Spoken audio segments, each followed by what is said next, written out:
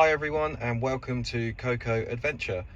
In this video I'll be showing you the functions and usability of the cheap unbranded head unit in Coco, our converted Volkswagen T5.1 camper van.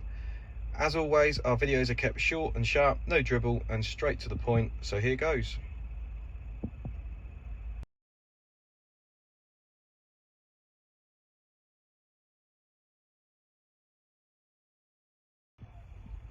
So, we purchased and installed this unit via eBay approximately 18 to 21 months ago.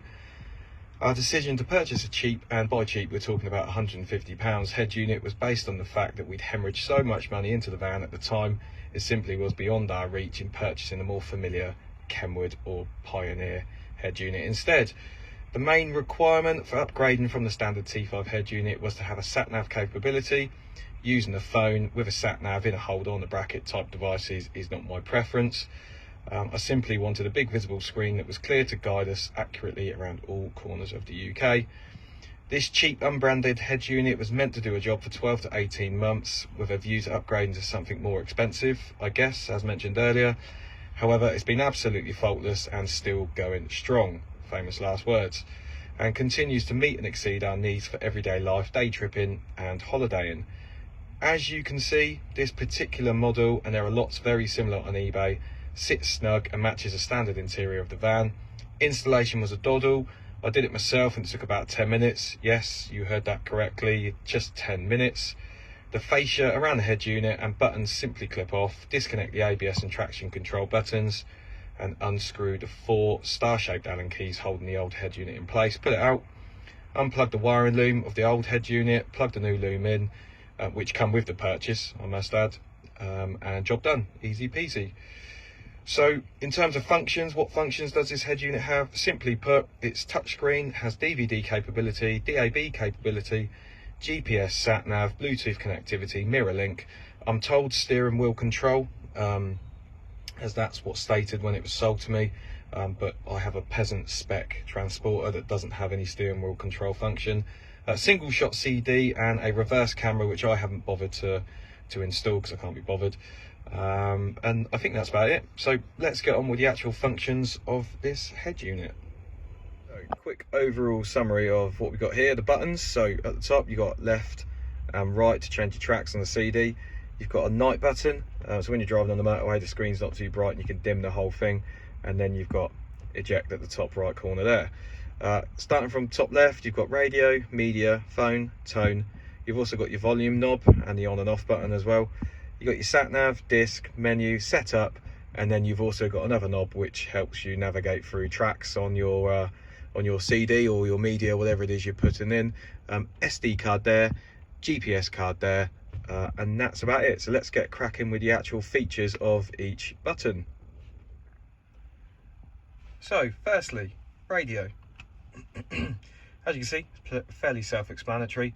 You've got your radio station frequency in the middle. I think that's the local Heart FM, and then you've got your pre-selected 6 down the bottom, Radio 1, local Heart, BBC Radio 2. You can select the frequency left or right or up and down using those arrows, or you can press this button here and that'll take you to the next available radio station. You can adjust the volume there. No idea what that one does. That changes the bandwidth. I'll go back to where I was. And then you've got a shortcut to the graphic equalizer there as well. Let's come back out of that. Or you can manually, if you really want to be accurate and find the frequency that you want, you've got that little button down there as well. That's it really, that's the radio, fairly self-explanatory and simple. So next up we've got the media button. When I press that, there's absolutely nothing. So you've got the ability to store pictures and various other files on your SD card. And in my glove box, I have a USB charger, which you can put a USB stick in, and you can play music and media that way. But because I don't have anything in, pressing the media button doesn't really do a lot. So on to the next one. So the next button we've got is the phone button. Now my phone is already pre-selected, and it connects to the head unit whenever I get in the van. You can see up here it tells you that you're connected, gives you the pin on there as well. Then you can make a phone call if you really want to, if you're going to punch in the numbers manually. It's got my phone book on there, which I'm not going to go into. And then it's got the call log as well. And then most importantly, because I don't like the radio and it's rubbish, I can play my own music. And as you can see, bit of old school, Entrance, set you free. That's it for phone. Next up, we've got the tone button, and the tone button allows you to set your equalizer up. Now you can see along the bottom there's a number of preset equalizer settings if you want to use them: flat, pop, rock, jazz, classic, or you can have your own user one, which is what I prefer to do, and manually input how I think music should sound, and that's fairly self-explanatory. Next up, we've got the sat nav button. This was the reason why we purchased this van, to help us get about a bit easier. So I'll hit the sat nav button, and you can see there it starts us off where we last wanted to go, wherever on earth that was. Menu button there, that allows you to show the map, enter a destination, your route options and more. I'm not going to go into detail because we all know how a sat nav works. It's rarely let me down. It does exactly what I need it to do. I'm going to hit a butcher's in a random place where I've never been before, hit next, call it a new route, and then it calculates where you want to go. And it really is as simple as that. I don't think I need to say any more on the sat nav, but it works a dream and it's never let me down. So next up, we've got the disc button. When I press that, that takes me to the DVD that was lastly in here. For those with an eagle eye, yes, you can tell that's frozen. So this head unit does have the ability to play movies or whatever media on a disc when you are traveling, which is not recommended for driving because that won't end well, but certainly for my 6-year-old daughter as a passenger, sometimes that eases the journey, shall we say. Nevertheless, your volume and your fast forward and rewind buttons obviously work as they do with a normal DVD player.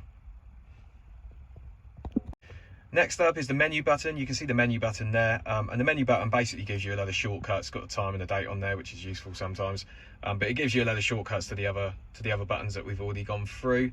As you can see on there, there are a few extra ones like your car info, or your van info. That's always pretty cool. As you can tell, I've got no fuel because these things are expensive to run. Outside temperature, battery, seat belts, trunk, handbrakes, water, lots of useful information on there.